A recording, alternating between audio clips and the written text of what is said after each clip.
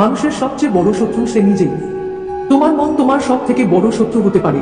আপনাদের সামনে যে বিষয়টি নিয়ে আলোচনা করব তা হলো, খারাপ সময় সারা জীবন থাকে না।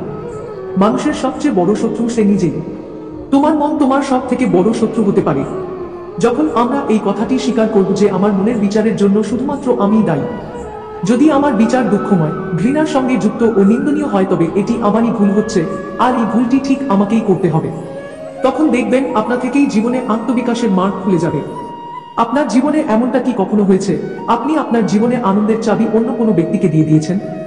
এটা তখন হয় যখন আপনি মনে এরকম বিচার আনেন যে দ্বিতীয় ব্যক্তি তার ওই ব্যবহারটিকে এইভাবে ঠিক করুক বা বদলে ফেলুক, তাহলেই আমি সুখী হব। এর মানে আমার নিজের সুখের জন্য আবশ্যক হয়ে দাঁড়ালো দ্বিতীয় ব্যক্তি নিজের ব্যবহারকে পাল্টে ফেলুক। এখানে সমস্যা এটি হয়, তার কাছে চাবি আছে যার দ্বারা সে নিজের ব্যবহারের মাধ্যমে আমাদেরকে দুঃখী করতে পারে। এখন দেখুন, কল্পনা করুন আপনার অফিসের বস আপনাকে বললেন, একটি জরুরি মিটিং আছে, কালকে সকাল 8টায় আমার সঙ্গে অফিসে দেখা করবে। আপনি রাত্রে ঘুমানোর সময় অ্যালার্ম দিলেন সকাল 6:30, কিন্তু ঘড়িটি খারাপ হওয়ার জন্য অ্যালার্ম বাজে না। আপনি যখন উঠলেন, উঠে দেখলেন তখন 7:30 বেজে গেছে। আপনি তাড়াহুড়ার মধ্যে দিয়ে ফ্রেশ হতে গেলেন, কিন্তু দেখলেন আপনার পত্নী ভেতর থেকে স্নানঘরের দরজা বন্ধ করে রেখেছে। আপনি এভাবে 10 মিনিট ধরে অপেক্ষা করতে লাগলেন। এরপর আপনি ভিতরে ভিতরে রেগে যেতে থাকলেন। তারপর আপনি 12-13 মিনিট পর স্নানঘর পেলেন। স্নান পর্ব সেরে সকালের খাবার খেয়ে যখন আপনি গাড়ি নিয়ে যাবেন, তখন দেখলেন পেট্রোল শেষ হয়ে গেছে। পেট্রোল এর ব্যবস্থা করে যখন আপনি গাড়ি নিয়ে বাড়ি থেকে বের হলেন, তখন 8:30 বেজে গিয়েছিল।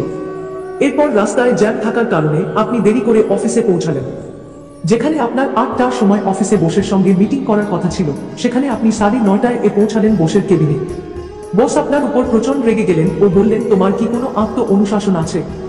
এত দেরি করে কেন এসেছো? ঠিক টাইমে কেন আসতে পারোনি? বসের বকা খেয়ে আপনার মন খুব খারাপ হয়ে যায়। এখন কথা হচ্ছে, আপনার এই মন খারাপের জন্য কে দায়ী? সেই ঘড়িটি যে বাজেনি, নাকি আপনার পত্নী যে স্নান ঘরটিতে আগে থেকেই ঢুকেছিল, নাকি আপনার গাড়ি যার পেট্রোল শেষ হয়ে গিয়েছিল, নাকি রাস্তায় থাকা জ্যাম, নাকি অফিসের বস যে আপনাকে বকাঝকা করল? বিচার করুন, কে দায়ী আপনার মুড অফ বা মন খারাপের জন্য? আপনি যে মন খারাপ করলেন তার দায়িত্ব মাত্র আপনার উপরেই। পরিস্থিতি যেরকমই হোক না কেন, সবসময় আমাদের কাছে এই সুযোগ থাকে যে আমরা আমাদের বিচারগুলিকে বেছে নিতে পারি। এই জন্য শ্রীকৃষ্ণ বলেছেন, হে অর্জুন, তোমার মন তোমার সব থেকে বড় শত্রু হতে পারে, কিন্তু ওই মনের ভালো খারাপ বিচারের দায়িত্ব তুমি স্বয়ং নিজে নিলে, তাহলে তুমি তোমার মনের সব থেকে বড় মিত্র বা বন্ধু হতে পারবে। এই জন্য অর্জুন, মনের শক্তির মাধ্যমে তুমি নিজের পতনের বদলে উত্থান ঘটাও। দ্বিতীয় বিশ্বযুদ্ধ সময়কালে হিটলার লাখ লাখ সৈন্যদের ধরে ধরে জেলে বন্দী করেন ও কনসেন্ট্রেশন ক্যাম্পে ঢুকিয়ে দিয়ে তাদের মেরে ফেলেন। সেই সময় অস্ট্রিয়ার একজন মনবিজ্ঞানী ছিলেন সাইকোলজিস্ট ভিক্টর ফ্রাঙ্কেন। তিনি একজন প্রতিষ্ঠিত ডাক্তার ছিলেন। তাকেও কনসেন্ট্রেশন ক্যাম্পে ঢুকিয়ে দেওয়া হয়। তার পরিবার থেকে তাকে আলাদা করে দেওয়া হয়। তিনি সেখানকার যন্ত্রণা বুঝতে পারেন। বিনা বস্ত্রে তাকে ওখানে রাখা হতো। রাতে ঘুমানোর সময় এটা ঠিক থাকতো না যে পরের দিন জীবিত থাকবেন কি থাকবেন না। এত ভয়ঙ্কর পরিস্থিতি ছিল সেখানে। কিন্তু ওই ভয়ঙ্কর পরিস্থিতিতে ভিক্টর ফ্রাঙ্কেন অনুভব করেন তার কাছে একটি স্বতন্ত্রতা আছে যা কেউ তার কাছ থেকে ছিনিয়ে নিতে পারবে না। সেই স্বতন্ত্রতাটি হলো নিজের বিচার সঠিকভাবে করা। তখন সে মনে মনে নিজেই ঠিক করলো, আমি খুশি থাকব, যত যাই হোক না কেন আমি খুশি থাকব। এরপর মাঝে মধ্যেই তাকে ওই ক্যাম্পে দেখা যেত, কখনো তিনি হাসছেন, কখনো তিনি আকাশের সুন্দরতার মজা নিচ্ছেন। এই দেখে ওখানে বন্দী আরো কিছু লোক, তারা তাকে জিজ্ঞাসা করলো, তুমি এত সুখে কিভাবে আছো?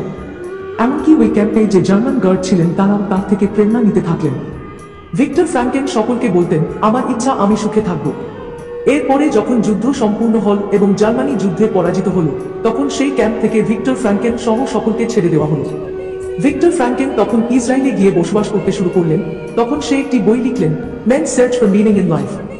এই বইটির অনুবাদ বিশ্বের 29টি ভাষায় করা হয়। এরপর তাকে ডক্টরেট উপাধি দেওয়া হয়। সে নিজের মনের অনুভূতির মাধ্যমে এই বিচার করেছিলেন যে কঠিন পরিস্থিতি সকলের জীবনে আসে, কিন্তু এর জন্য যে দুঃখী হয়ে থাকতে হবে তা কিন্তু একেবারেই জরুরি নয়। আমরা সকলে যদি এমনটা ভেবে নিতে পারি যে আমার সুখের চাবি দ্বিতীয় কোনো ব্যক্তির কাছে আছে, অর্থাৎ সেই দ্বিতীয় কোনো ব্যক্তি তার খারাপ ব্যবহারকে পরিবর্তন করলে তাহলেই আমি সুখে থাকবো, তবে এর পরিণাম স্বরূপ আমরা সুখ এবং দুঃখের মাঝামাঝি সর্বদা ঝুলে থাকবো। আর যখন আমরা এই জিনিসটি ভাবতে থাকবো, কি আমার মনের বিচারগুলো সম্পূর্ণ আমার উপর নির্ভরশীল, আমি যা বিচার গ্রহণ করব তার জন্য শুধুমাত্র আমি দায়ী থাকব। আমার বিচার যদি দুঃখময়, ঘৃণার সঙ্গে যুক্ত ও নিন্দনীয় হয়, তবে এটি আমারই ভুল হচ্ছে, আর এর ঠিকটা আমাকেই করতে হবে। তখন দেখবেন আপনা থেকেই জীবনে আত্মবিকাশের মার্গ খুলে যাবে। কেননা পরিস্থিতি যেরকমই হোক না কেন, আমরা সবসময় উৎকৃষ্ট, তীব্র ও সঠিক বিচারটি করে নিজের মার্গকে প্রসন্ন করে জীবনের উপরে উঠতে থাকবো ও সুখে থাকতে পারবো। এই জন্যই নিজের সুখের চাবি সর্বদা নিজের হাতেই রাখবো।